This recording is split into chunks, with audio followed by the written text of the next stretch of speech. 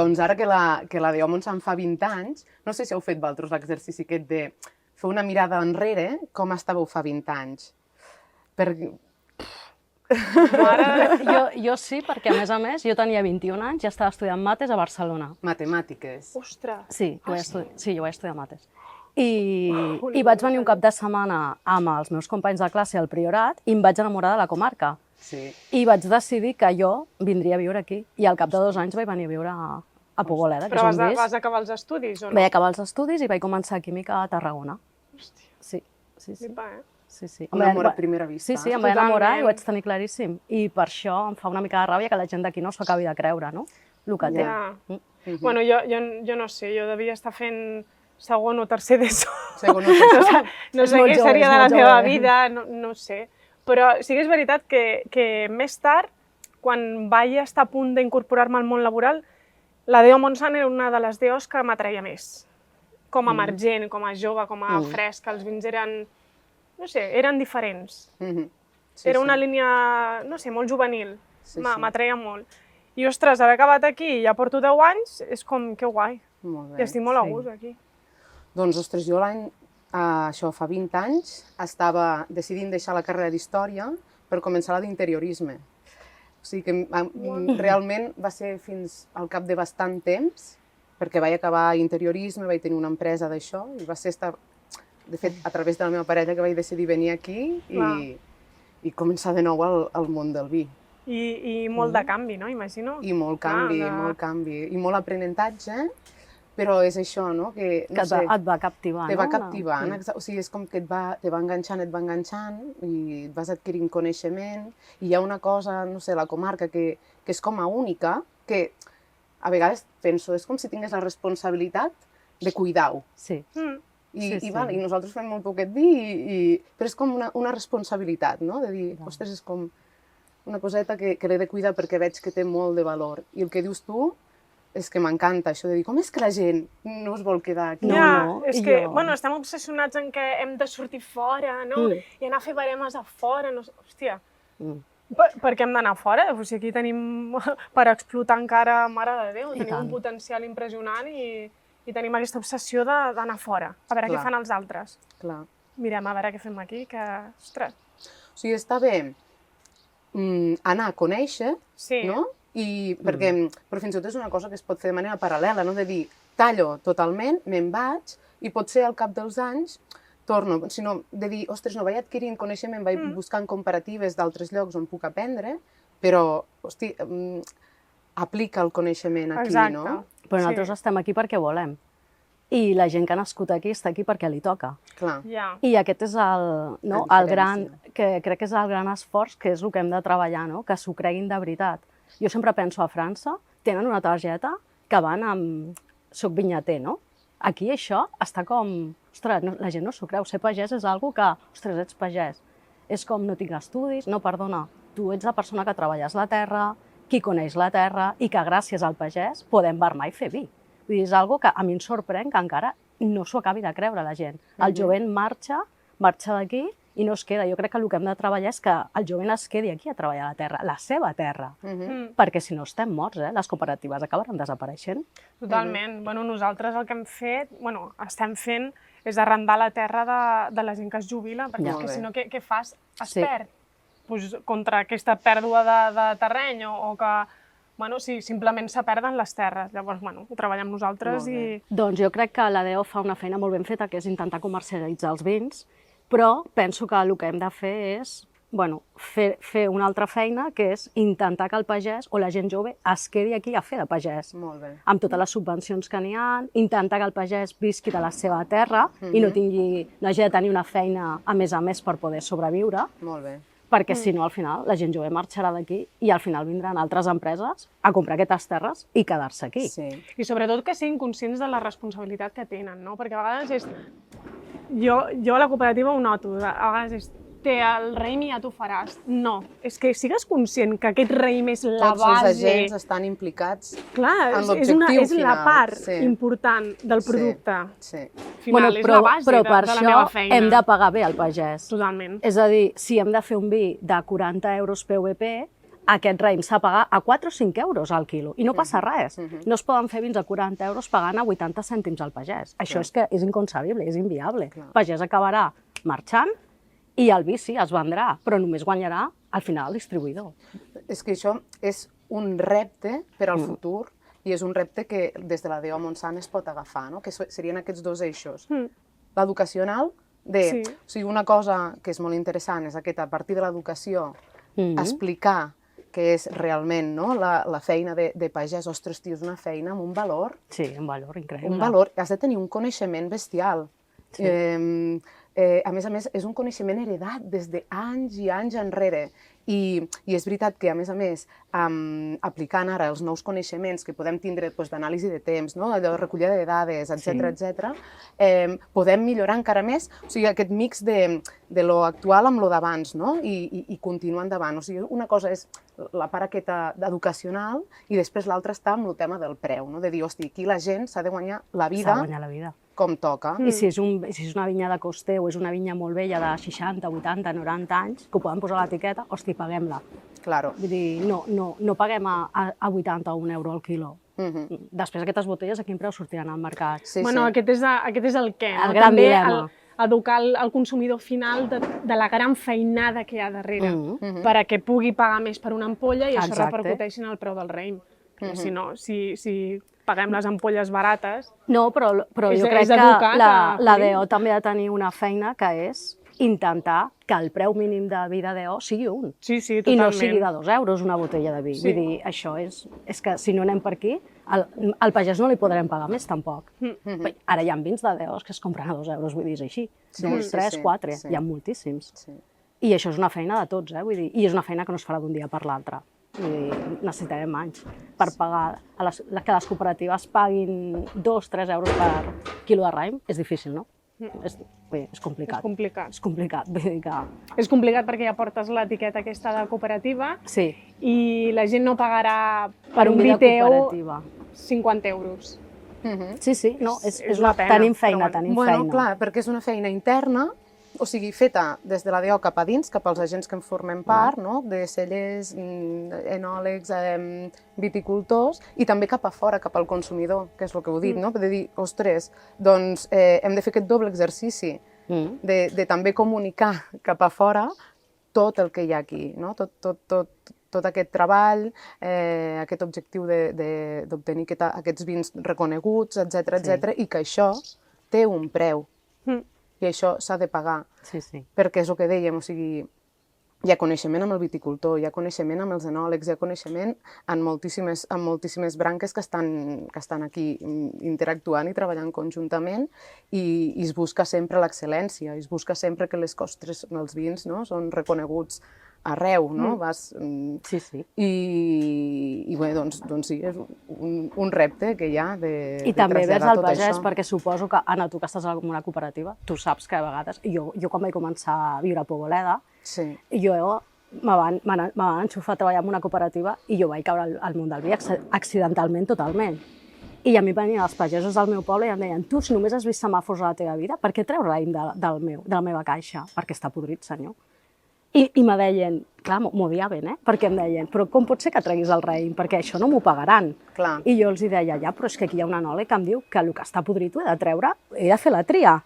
I jo encara me'n recordo d'aquestes converses que després estan superades i veien a casa tots els pagesos del meu poble a explicar-los que a mi m'havien dit de fer aquella feina. I jo els deia, jo crec que el que hem d'intentar és que no es podreixi, és intentar que el raïm estigui amb una bona qualitat perquè t'ho acabin pagant millor. Però que també és una feina que hem de fer, perquè, clar, però és complicat, és complicat. Però jo ho recordo, que em deien, clar, m'ho odiaven perquè els hi treia el raïm de les caixes, no? Mira, una de les coses que vaig aprendre a la carrera d'Història, canvi vol dir crisi, és veritat, o sigui, quan hi ha un canvi sempre hi ha un rebombori, davant de cada canvi això ens provoca un rebombori i després ens adaptem i avancem, perquè adquirim uns coneixements i avancem. I segurament això va ser super rebombori. Dir, ostres, què vol dir, que no puc ficar aquí dintre tot lo... Bueno, jo sempre faig l'exercici de ve algun tractor que no d'allò que tu menjaries. Doncs no. Si no t'ho menges... És que, bueno, però han de ser conscients, doncs això de tot el cicle que hi ha, des del seu raïm la repercussió que té. És que si amb aquest raïm no faré bon vi, i si no faig bon vi, aquest vi no es vendrà, aquesta ampolla no es vendrà, i per tant tu no cobraràs. Vull dir, veus que es tanca el cicle? Han de ser conscients d'això. Jo crec que sí, hem de treballar des de l'inici, però bueno, també donar-li valor al raïm, que si el raïm està en bon estat i és una vinya vella, és una vinya de coster, que hem de fer un vi espectacular, hosti, també se li ha de pagar i se li ha de valorar aquesta feina. Sí, evidentment. Perquè el pagès està.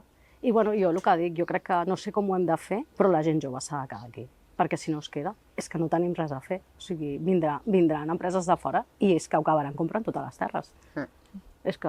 Bueno, de fet, al celler hi ha una tercera part de les terres i les portem nosaltres. Una tercera part de les terres les porteu vosaltres? Sí. Clar, és molt, sí. Que els fem partíceps, és a dir, aquells, els que s'han jubilat, doncs, bueno, venen a vermar i si volen llaurar, doncs també llauren. Que se sentin part de l'equip encara. Perquè ho han fet tota la vida i els agrada i s'ho passegen i mira, i tenen un grau d'experiència que nosaltres no tenim. I compta, i és molt important l'experiència en aquest... Jo diria que és com el 50%, no? Sí. 50% coneixements, però 50% d'experiència i observació al llarg dels anys. Bueno, això és una altra I això ho tenen i bueno, al final és compartir experiències i tot suma. I intentar anar cap a una línia sostenible, ecològica. Jo penso que hem d'anar per aquí també. Intentar no posar productes químics i intentar fer vins, no dic naturals, però intentar que siguin ecològics, si pot ser, perquè tot el consum va cap aquí. Clar, nosaltres el problema que tenim com a cooperativa també és aquest. Jo, bueno, en anys que l'any passat que va haver-hi el desastre del míldiu, com aquí li poses una pistola al cap, mira, has de fer l'ecològic i en anys així doncs ho perdràs tot i lo siento. Te mataran. Hòstia. No, està clar. Com a vinyes pròpies sí que ho pots prendre aquest tipus de decisions. És més fàcil. Però i tu assumeixes el gasto i les pèrdues que hi hagin i ja està, però jugar amb els diners dels altres és més complicat. És molt complicat, sí. És molt complicat. No sé com anirà, evidentment s'ha de treballar per aquí, o en una agricultura integrada, que com a última instància diguis, mira, perdré tota la collita i... I no en queda un altre. I ja està, és el que hi ha, però, bueno... Sí, i clar, és que és el que dius tu, és la gran diferència entre els cellers petits, perquè clar, jo ara ho veig, nosaltres aquí ho fem tot eco i si tenim un problema, doncs bueno, jo ho he decidit, jo ho assumeixo i ja està, no? Però tampoc tenim ningú que depengui de nosaltres. Clar, en aquest cas, les decisions són molt diferents i la responsabilitat, no?, a l'hora de prendre-les, ostres, és gran, és molt gran. No, clar, i tot, si realment aquest model de negoci et dona per poder menjar o tens altres fonts d'ingressos. Perquè clar, en el nostre cas, nosaltres no som una cooperativa, som un celler petit realment, però gran dintre la nostra zona. Nosaltres, 10 famílies, vivim del vi que elaborem. Vull dir, 10 famílies de la comarca, vull dir que sembla que no, però són moltes famílies d'un celler i clar, costa. I cada dia arrendem més vinyes de gent gran que no té, bueno, que no té gent de la seva família que les vulgui portar. I venen i baixen, i les portem nosaltres. És que, clar, han sortit com a moltes coses. No tenen relleu, No. I jo veig que, clar, en principi una ADO ha de ser com un òrgan per qualificar els vins, però sí que veig que des de l'ADO Montsant és més que això, no? Perquè sempre s'intenta... com, doncs mira, es dona suport a actes culturals que fan a la comarca, no? O també suport amb temes com el tema de prioritat, amb tot el del paisatge, perquè quedés protegida la comarca des de la UNESCO, etc.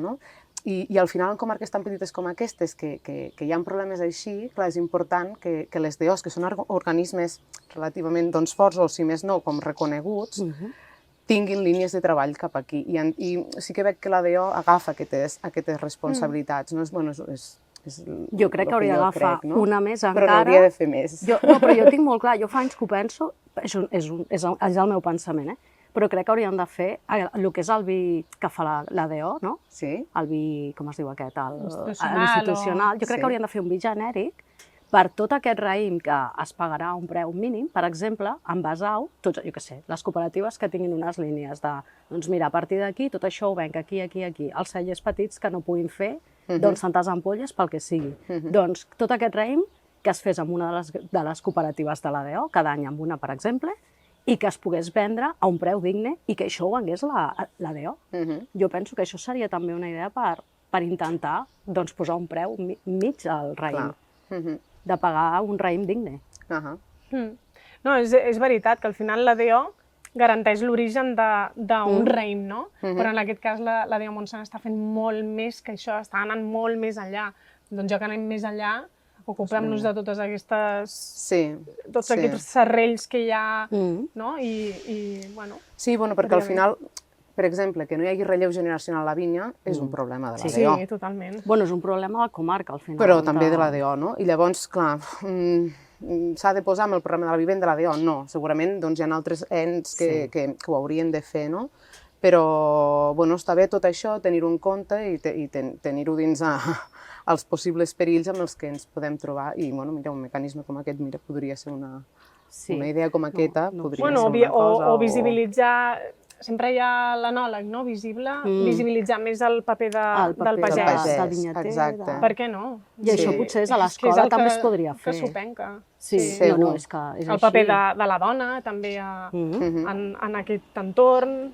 Bueno... Sí, que al final és el que diu la Mercè, no? Que la dona també és la que porta la logística i tota la feina prèvia abans d'anar a barmar o a podar o a esporgar o el que sigui. Vull dir, que sí que es veu el pagès que va amb el tractor, però la dona va amb la furgoneta, no? També està allà. La dona sempre està present. De fet, sempre està present a la feina del camp. De fet, jo quan vaig arribar a Poblet em fa molta gràcia perquè sempre ho explico que m'anava a casa d'uns veïns que jo anava al tros, perquè jo no havia anat mai al tros, jo no sabia ni podar, ni esporgar un cep, ni barmar, bueno, no sabia fer res, bàsicament, ni lligar una tomaquera. I jo anava i em deien, però vols cobrar alguna cosa? I els deia, no, jo vull aprendre, dic, jo vull aprendre. Encara em sentiré malament si em pagueu. No, clar, perquè jo podia fer un desastre, clar. I jo vaig estar 2 anys anant a un hort, que per això sé fer hort, perquè m'ensenyessin, i això ara em fa riure, però penso, ostres, és que jo vaig aprendre moltíssim, és que això no t'ho ensenyen enlloc. Si tu no ho vius a casa teva, això no t'ho ensenyen. Per això et parlava abans del valor que té això, ostres, que és un coneixement... És que has d'haver treballat per saber de què estàs parlant. Si tu estàs fent d'anòleg, però tu no saps com es fa la feina del camp, tu no ets anòleg. Perquè tu no saps ni com esporgar, ni com podar, vull dir, és que ho has de saber tot, vull dir, has de trepitjar la terra. Jo abans d'entrar a enologia també vaig acceptar una beca d'aquestes per estar a Mas dels Frares, no? Ah, molt bé, amb el Pedro. I, bueno, mira, cada matí no sé quantes hores a camp, doncs anem a camp. Després se m'ha acabat la beca. Anna, que hem de fer formació, que vols venir? Ah, sí. Ah, que no sé. Ah, sí, jo tot. Després m'han donat un sobret, que no està mal. Però jo anava a aprendre. No, és que s'ha de fer. I m'agradava. Molt bé. No, és que és molt maca. Vull dir, és que viure al Priorat per mi és un regal. I a part, les empreses no són tan grans com per no poder fer de tot. A mi el que m'agrada és fer de tot. No estar fent una cosa, sempre fent no sé què. Que imagino que les empreses molt grans és el que hi ha. Sí, però això és un avantatge sobre les empreses grans, perquè quan, per exemple, quan fas alguna formació i et parlen, bueno, i els departaments aquí com s'intercomuniquen? Mira, si jo sóc la meitat dels departaments en uno, imagina't. No, però és això, de dir, aquesta transversalitat dins de l'empresa, clar, surt de manera natural. Ai, a mi m'encanta saber-ho tot i... Clar, és que a més ho has de saber tot. Bueno, imagina't, i tu estàs en una cooperativa, imagina't. Bueno, clar, que jo sé tot, però... I m'encantaria fer-ho tot, però evidentment que no és possible, que és del rotllo. Has de delegar. No, has de delegar. Però mira, si ho puc fer jo, ho faré. Que no, per almenys sé el que passa a tot arreu. Sí, no, això és i això m'encanta. No, tocar tota la feina, no? Des del camp, des dels cellers, del laboratori, des de tot. Des de les fires, que vaig arribar a fira. No, clar. Però jo crec que és important tenir aquest tracte final amb el públic final, amb el consumidor, no? Que és el que al final compra la teva ampolla de vi. Molt bé. Donar-li transmetre el valor afegit de És que és l'única manera. Sí, és la manera. Sí, perquè si pensava, mira, va escriure tota la història a l'etiqueta, perquè segur que s'ho llegirà tothom. Sí, home, segur. Uau, que guai! No, això és obrir portes al celler, que és una de... Bueno, mira, és una de... Tu saps la de gent que marxa d'aquí dient, uau, quina enveja de vida. Clar. Home, és una passada. I dius, ei, avui, guai, Jo vinc cada dia amb el cotxe i t'omple cada dia molt. rotllo, hòstia, Vull dir, quina és que- sort que tinc. És realment No, és que som envejable. afortunats. És que al final Una de transmetre a la gent que ve a veure't i explicar-los el que fas, que al final això és la teva vida. Sí. Vull dir, fer vi és la teva vida. Mhm. I això és molt bonic, no? Perquè és una vida que, bueno, que t'omple, no? Que al final tu estàs aquí perquè ho has triat i perquè t'agrada el que fas. I això es transmet, i això és important, perquè al final, si tu no t'agrada el que fas, no ho faràs bé. Per mi és així, fer-ho Sí, des de- la passió transmet. Jo entenc que sí. I això, com que és vocacional, vull dir, Sí. és tan sacrificat que o t'encanta i ho vius Molt bé. o no dures massa. En 20 anys, com us veieu vosaltres? D'aquí 20 anys més? Que... Jo em veig al celler fent el que faig ara. Igual, Hòstia. Jo sí, és que no em puc veure d'una altra manera. Jo A vegades ho penso i em poso, i t'ho dic de debò, em poso a plorar, que penso, hòstia, és que sort que vaig venir aquell cap de setmana aquí al Priorat, perquè clar, jo soc de Barcelona i no ho explico quasi mai, però no és que no és cap trauma tampoc, però és que a mi m'encantaria ser d'aquí, i jo em sento d'aquí, fa 22 anys que visc aquí i encara sóc forastera. Ja. I penso, ostres, és que si tu veiessis al Priorat amb els meus ulls, és que series tan feliç de dir, estic vivint aquí, però encara els hi costa, els hi costa creure-s'ho. Sí. És com a mi m'ha tocat estar aquí i jo han passat molta gana, han passat moltes coses i... Bueno, clar. Però encara no s'ho acaben de creure. Hi ha poca gent, sí que hi ha pagesos que s'ho senten seu i que volen estar aquí, però bueno, és el que entraríem tota l'estona al mateix dilema. Però és que em paguen poc el raïm, és que no val la pena, és que, bueno, al final és tota una feina, no? I crec que hem d'anar per aquí i treballar per aquí, però bueno, també crec que ens en sortirem, Sí. I tu, Mercè, què? Que els teus fills ja portin això? Tu jubilant-te? Jo no sé, clar, ja tindré els 60, no? Llavors, bueno, sí, espero jubilar-me. Però és que soc supercool inquieta, llavors jo me veig que estaré generant coses, seguríssim, I, clar, vull pensar de que d'aquí 20 anys, o sigui, continuant treballant això, no? De transmetre, sobretot transmetre molt aquests valors de protegir el que som, no deixar, no? Que el que dèiem, ostres, que vinguin coses que poden ficar en perill tot el que nosaltres estem veient, aquest potencial que hi ha aquí, no? I, bueno, m'agradaria veure d'aquí 20 anys com la DO molt més top encara, molt més top de lo que hi ha allà. I és que abans has dit una cosa que jo també ho penso, o sigui que hi ha molta feina per fer encara. O sigui que estem a l'inici. Però que això és bo, A mi m'encanta veure que hi ha molt per fer, perquè si no és com, bueno, ja ho tenim tot i què passa, no? Quan jo tenia 20 anys, ara faré un paral·lelisme aquí amb la DO, quan jo tenia 20 anys estava estudiant la carrera d'Història perquè havia mirat pel·lícules de Indiana Jones quan era petita i volia ser arqueòloga. I imagina't, la DO, sí, ara està en aquest moment, no? I ara estic aquí i estic amb un projecte superxulo, que veig que té molta trajectòria i també veig la DO això, que està en un moment bo, però pot arribar més. I tant. Saps? I, ostres, bueno, tinc moltes ganes de veure-ho, això. I que sigui la DO més jove, és que la més jove de Catalunya. I també m'agrada molt que en aquesta taula siguem 3 xiques, no? Parlant de com ho veurem d'aquí 20 anys i... D'aquí 20 anys ens tornes a convidar, Sí, d'aquí 20 anys tornem. Mare de Déu. Mare de Déu. Pots un quadre, sense càmeres. No hi ha problema. No serà un quadre, segur que no.